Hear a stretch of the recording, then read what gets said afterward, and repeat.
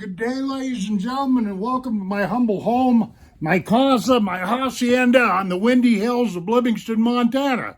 Okay, today's date is July 1st of 2022, and the summer is wasting away. As you folks know, we've had a lot of environmental problems up here in Montana, flooding and mudslides and all kinds of nasty stuff has went on.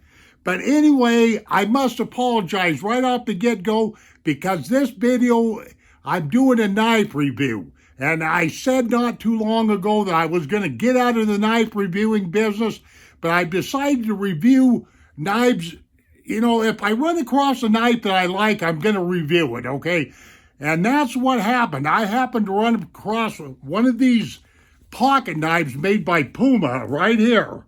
And believe you me, this thing is expensive, but I decided I want to review this, but I must apologize because I've told people like I say, I'm getting out of the business because I really can't afford to do this, But anyway, besides all that crap, I'm going to change camera angles so you guys can get a better look at what I want to show you here.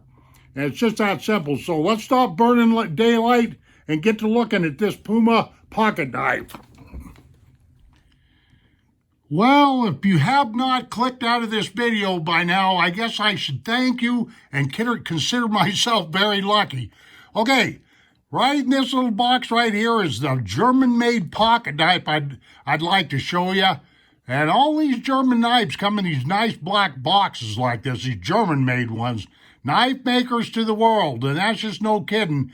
It's no secret that I'm a big fan of Puma, German-made Puma knives.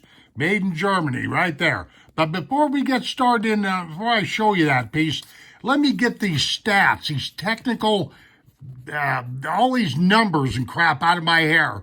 Now, you can take a screenshot of this if you want to, or you can go right straight to Puma's German website or the United States website and get the same information. This is called, up top here, this is a Puma hunting knife. Now, look at that big, long German word there. Jagdtaschenmesser, Stag folder. Anyway, it's got a blade length of almost 3.5 inches, and usable, we got 3.25 inches, okay?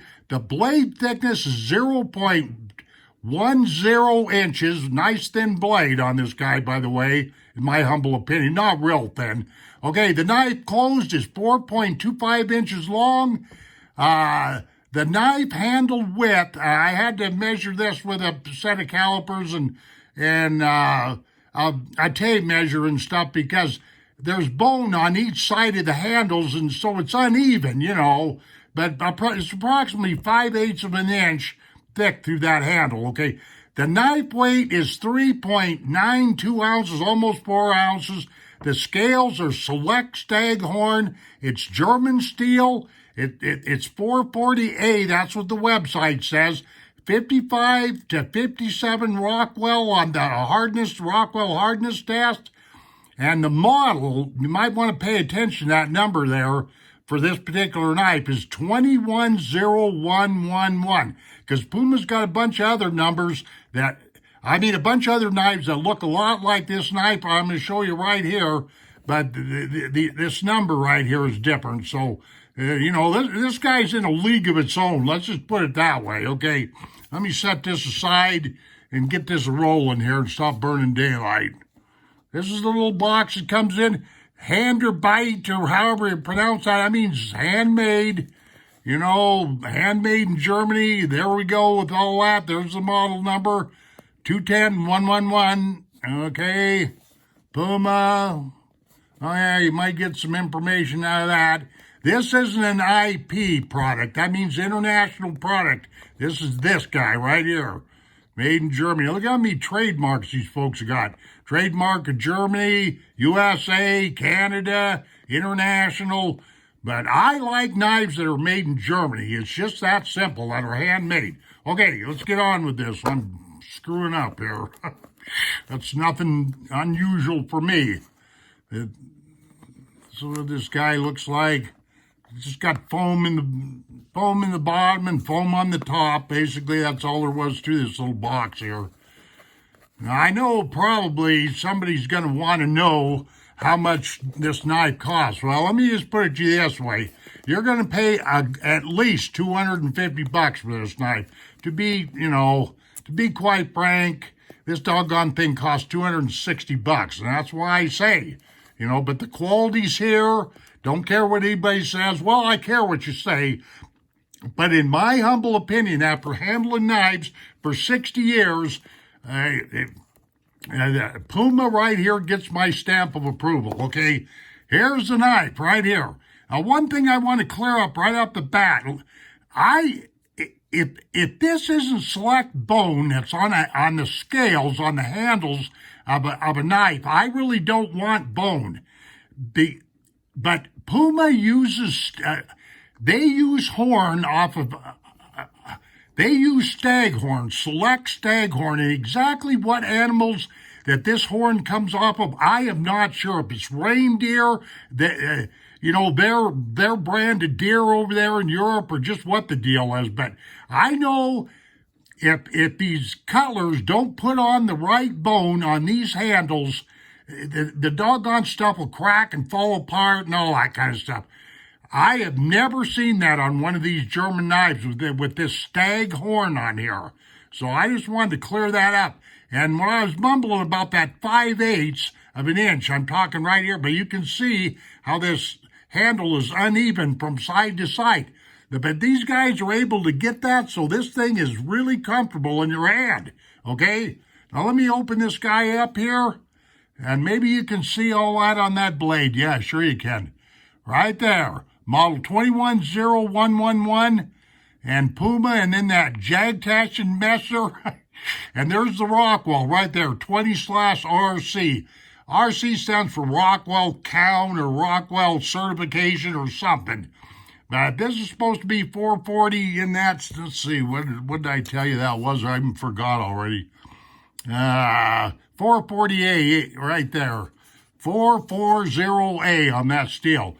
Okay, and if you'll notice, on the sides of this knife, there's 5 pins. A lot of these old school knives like this, a lot of times they never put these many pins in there, but there's 5 on each side of this guy. See that? That's a sign of quality right there.